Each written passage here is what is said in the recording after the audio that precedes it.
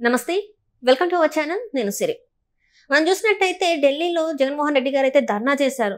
ఇంతగా ధర్నా ఫలితం ఏంటి, అసలు ఏం సాధించాడు ఆ ధర్నాతోని? సో ఈ అంశం మీద మనకి వివరించడానికి మనతో పాటు ఉన్నారు ప్రముఖ సీనియర్ జర్నలిస్ట్ డాక్టర్ దుర్గావడ్లమణి గారు. నమస్కారం మేడం. నమస్తే అండి. మనం ఇప్పుడు చూసినట్టయితే జగన్మోహన్ రెడ్డి గారు ఢిల్లీలో ధర్నా అయితే చేశారు.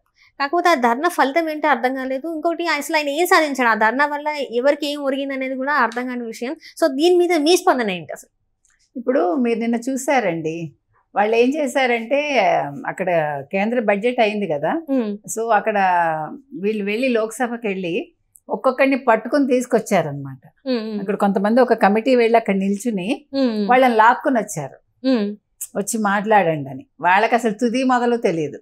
ఇంకో దౌర్భాగ్యం ఏంటంటే, మీరు కనుక గమనించారంటే సౌత్ వాళ్ళని తీసుకున్నారనుకోండి, మామూలుగా సామాన్య ప్రజానీకం కావచ్చు, రాజకీయ నాయకులు కావచ్చు, అసలు ఢిల్లీలో ఏం జరుగుతోంది, మిగతా రాష్ట్రాల్లో ఏం జరుగుతోంది మనం తెలుసుకుంటాం.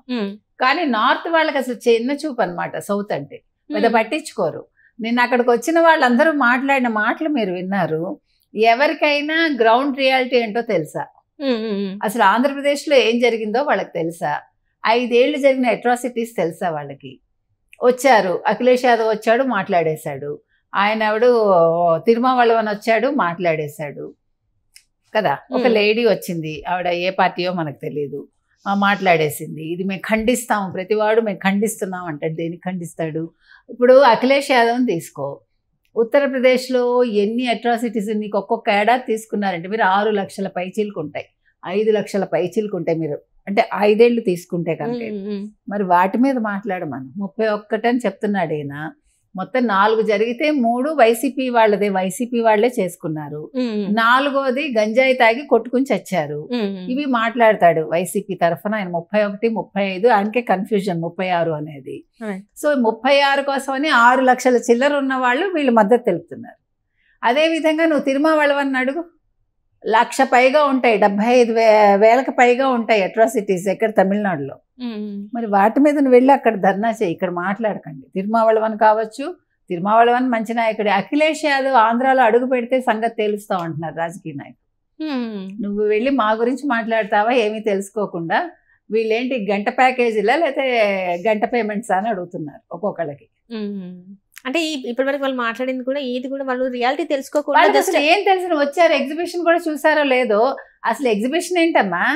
ఏమైనా జగన్మోహన్ రెడ్డి తీసాడు ఆ ఫోటోలన్నీ ఎగ్జిబిషన్ పెట్టుకున్నాడు? అసలు ఏమైనా అర్థం ఉందా? దమ్ము ధైర్యం ఉంటే 5 ఏళ్లలో వాళ్ళు చేసిన అట్రాసిటీసు మొత్తం ఈ జరిగిందంతా కూడా వాళ్ళ దగ్గర ఉంటాయి కదా వివరాలు, ఆ ఫొటోస్, ఆ వీడియోస్, అది ఎగ్జిబిషన్ కూడా పెట్టమను. లేదా అసలు తెలుగుదేశం కూటమి పెట్టి ఉండాల్సింది సైమల్టేనియస్ గా. ఇప్పుడు జంతర్ మంతర్లో వీళ్ళు ఇది పెట్టారు కదా, ప్యారలల్ గా ఈ 5 ఏళ్లలో తెలుగుదేశం కార్యకర్తల మీద, జనసేన కార్యకర్తల మీద, నాయకుల మీద, లోకేష్ మీద జరిగిన రాళ్ల దాడి, ఇవన్నీ మొత్తం ఈ 5 ఏళ్లలో జరిగింది అసలు వాళ్ళు పెట్టుంటే ఇంకా చాలా బాగా ఉండేది. అప్పుడు మొత్తం లోక్సభ అంతా అక్కడికి వచ్చేసేది, లోక్సభలో ఉన్న రాజకీయ నాయకులంతా. వీళ్ళు బలవంతంగా తెచ్చుకొచ్చారు కదా, అక్కడ మనం తీసుకురావక్కర్లా, వాళ్లే వచ్చేసి దాని మీద కమెంట్ చేసి ఉండేవాళ్ళు. చాలా బాగుండేది, అంటే స్వారస్యంగా ఉండేది. అది తప్పు జరిగింది. ఇప్పటి వరకు ఇప్పుడు ఢిల్లీలో వెళ్ళి జగన్ గారు ధర్నా చేశారు అంటే ఇంత తక్కువ టైంలో ఇది కరెక్ట్ టైం కాదని చెప్పేసి కొంతమంది అన్నారు. మరి 45 డేస్కి 46 డేస్కి అసలు ఏం చూసారని చెప్పేసి ప్రభుత్వం మీద, అంటే రాష్ట్రంలో శాంతి భద్రతలు కరువైనాయి అంటే అసలు దేనికి హత్యలు జరిగాయి, ఏ రకంగా హత్యలు జరిగాయని కూడా తెలుసుకోకుండా అక్కడికి వెళ్ళి ధర్నా చేయడం ఎంతవరకు కరెక్ట్ అని కూడా కొంతమంది అంటున్నారు. ఎందుకంటే మీరు ఇందాక, అంటే మనం ఇందాక మాట్లాడుకున్నట్టు మద్యం మత్తులో కావచ్చు, లేకపోతే గంజాయి మత్తులో కావచ్చు, ఎన్నో రకాల మంది గొడవ పడుతున్నారు, వాళ్ళు చేయకొన్ని పనులు కూడా చేస్తున్నారు.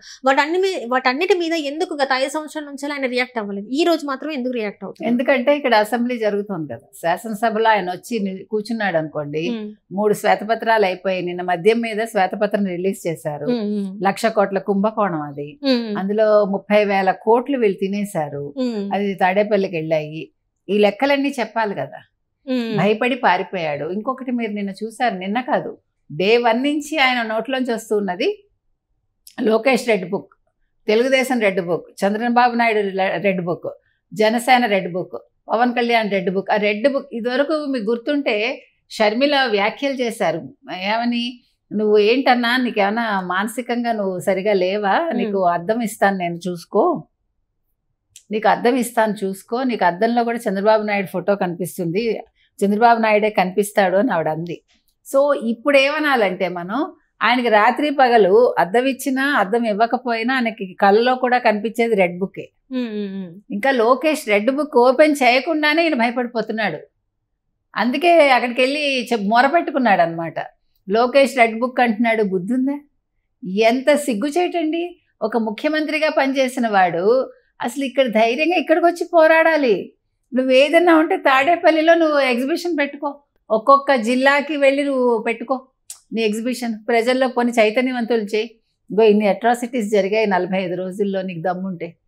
అసలు ఇంత పిరికివాడేంటమ్మా?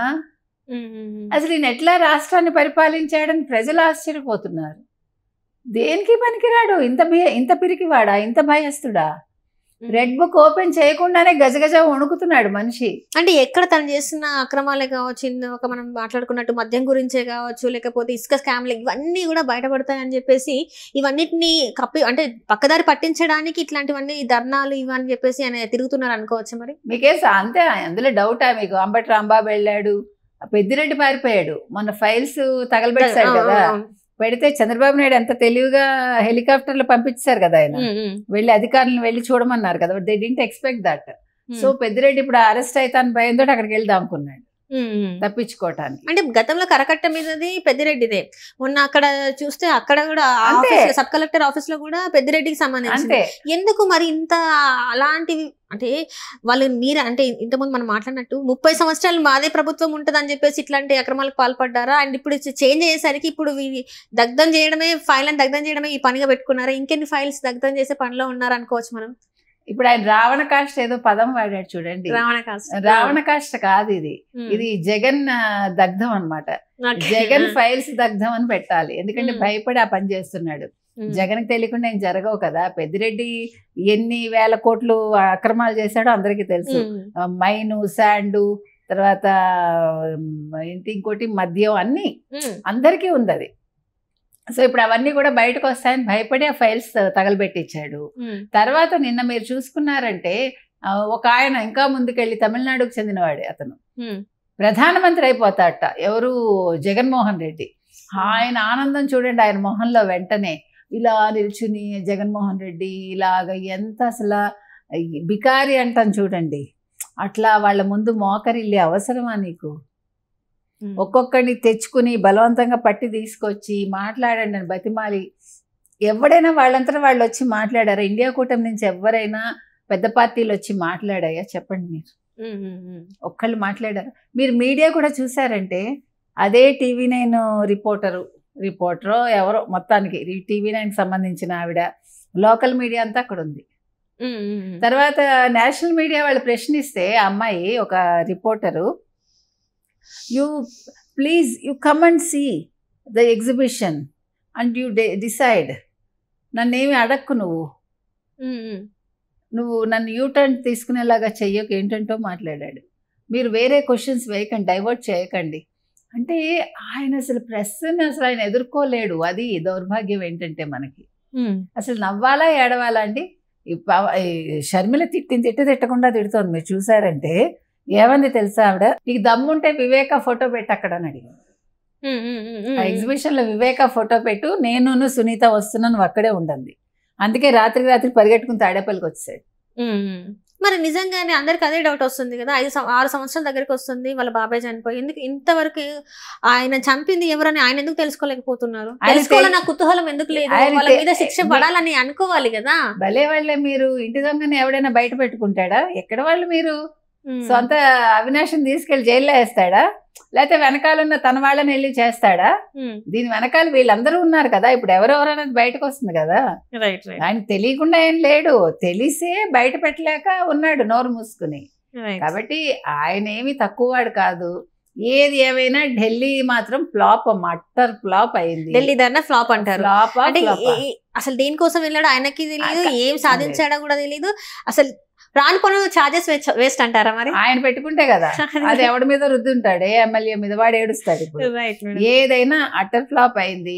సో ఢిల్లీలో మన తెలుగు వాళ్ళ పరువు తీశాడు మరోసారి, అంతే.